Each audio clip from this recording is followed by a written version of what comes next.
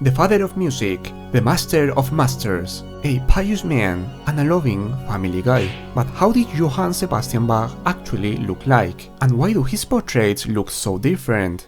In this video, we classify 16 of his most famous portraits to separate the truth from lies.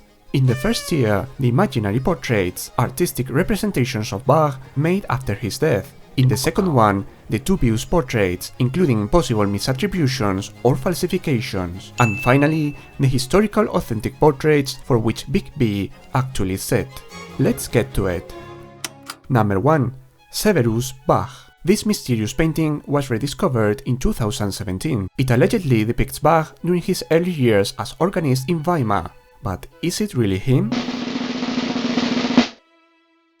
We don't know yet. The portrait is currently under scrutiny by a group of experts led by the Professor Peter Vollny in Leipzig.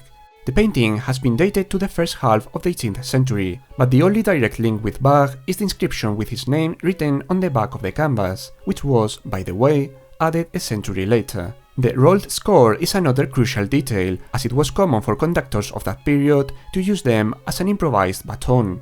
Therefore, whoever the man in this portrait is, we can infer that he was not only an organist but also either a Kapellmeister or a Concertmeister, the latter being Bach's job in Weimar between 1714 and 1717. For now, the painting remains in the Bach-Archiv in Leipzig, awaiting further research.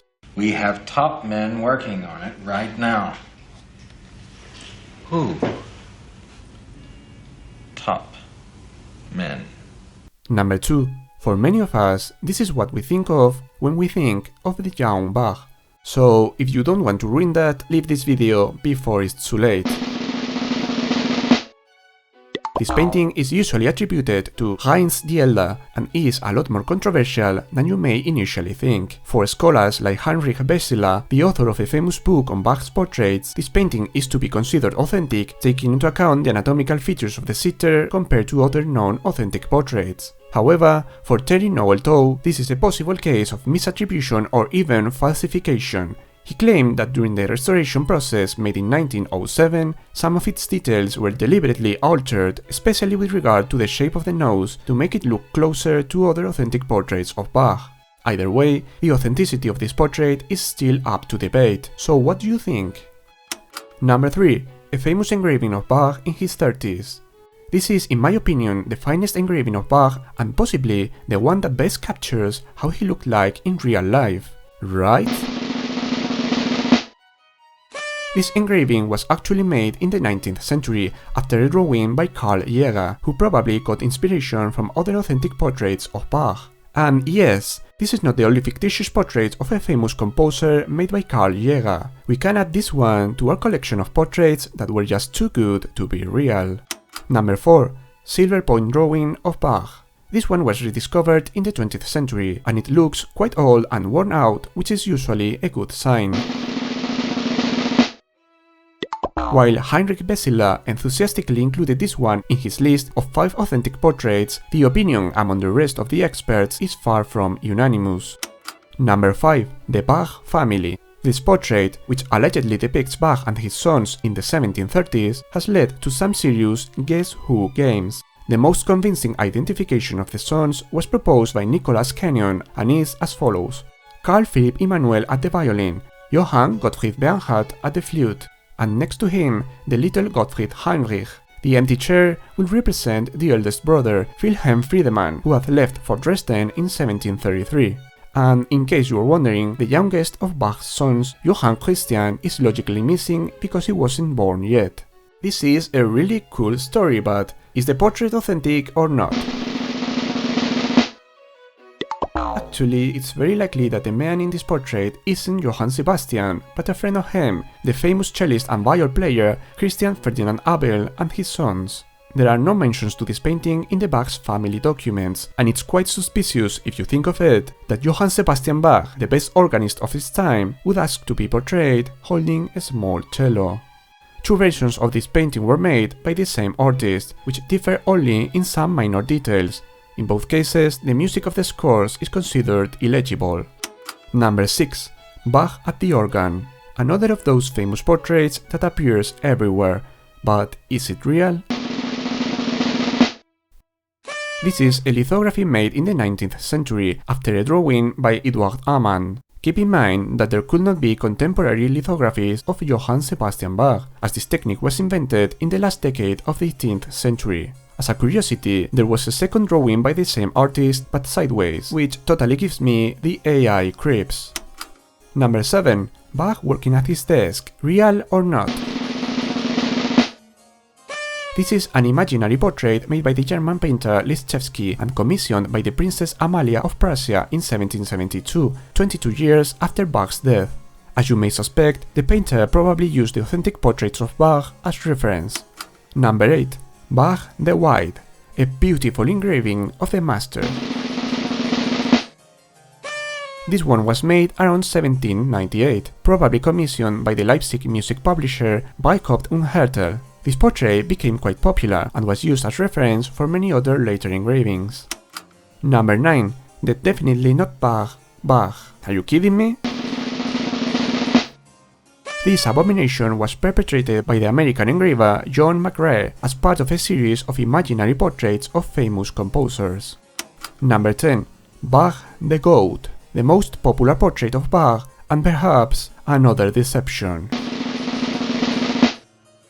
This portrait was made from life by Elias Gottlob Haussmann in 1746 for the Societät der Musikalischen Wissenschaften, founded by one of Bach's students in Leipzig a few years before. In order to be admitted in this society, the candidates were requested to submit a personal portrait and a musical riddle as proof of erudition. Bach's musical submission is included in this portrait, the famous Canon triplex Assai Voci. Questions have been raised about the age of Bach in this portrait, as he looks way younger than he should. For Joseph Müller, this could be explained if the portrait had been painted years before, and only the Canon triplex was added afterwards. Another option is that the whole portrait was a copy from a lost original, but for now, this is pure speculation. A second version by Haussmann was made in 1748, and ironically, for many scholars, this is the most reliable one with regard to Bach's likeness. The reason is because the 1746 version has gone through a whole series of overpainting and restoration processes that may have substantially modified its initial look. Haussmann portraits have been copied multiple times. The best one of those copies was probably this one by Johann Marcus David, made in 1791, which was unfortunately destroyed during the Battle of Berlin in 1945. Number 11. Bach's Evil Twin. I really wonder what happened to his chin. This is the very first engraving of Bach, made in 1774. We don't know much about its context, other than the engraver possibly used the Haussmann portraits as reference, and he did just fine, I suppose. Number 12. The mysterious portrait fragment. Bach or not Bach? This fragment belongs to the Weydenhammer family and was once part of a bigger painting. The art historian Terry Noel-Tow was convinced that this was the lost Bach portrait that once belonged to one of his students, Johann Christian Kittel, and that the facial features match perfectly those from the Haussmann portrait. However, not all the experts agree with him, and the authenticity of this portrait is still up to debate. What do you think? Number 13. Staring Contest Bach, the master during his years as Chorkapellmeister in Köthen. For many years, this painting was considered one of the few authentic portraits of Bach, but in more recent times, many questions have been raised, especially with regard to the painter, who at that time was too young and lived too far away. Today, most scholars consider it dubious. Number 14. The copyright-free Bach. Once part of Heinrich Besseler's list of 5 genuine portraits of Bach, today, most of the scholars regard it with suspicion. Number 15. Pastel drawing of Bach, also known as the Meiningen pastel.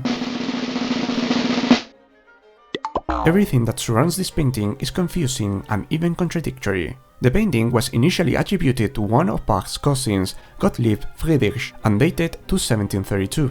Later on, Heinrich Besseler pointed out that the blue jacket may correspond to the Dresden court uniform, which means that the painting could have been made in 1736, when Bach received the title of Royal Court Composer. On top of that, Konrad Weisse proposed that the author of the portrait wasn't Gottlieb Friedrich, but his son, Johann Philipp, moving the estimated date forward to the 1780s. The fact that the eye colors of this portrait don't match other authentic portraits may suggest that it wasn't painted from life. And number 16, Grandpa Bach, the so-called Vollbach portrait, which depicts Bach during his last years or months. This is another controversial painting with strong opposing opinions. The lack of any reference to this painting in Bach's documents is a matter of concern for many scholars. On the other hand, the best argument in favor of its authenticity is the striking resemblance to the Haussmann portraits. However, given that all of these are official portraits painted in a rather unnatural fashion, maybe we should ask ourselves just how much the real Bach resembled the authentic portraits of Bach.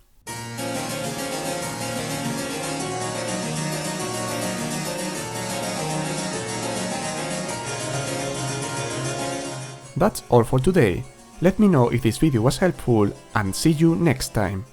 Johann Sebastian Bach, Johann Sebastian Bach, Johann Sebastian Bach, Johann Sebastian Bach.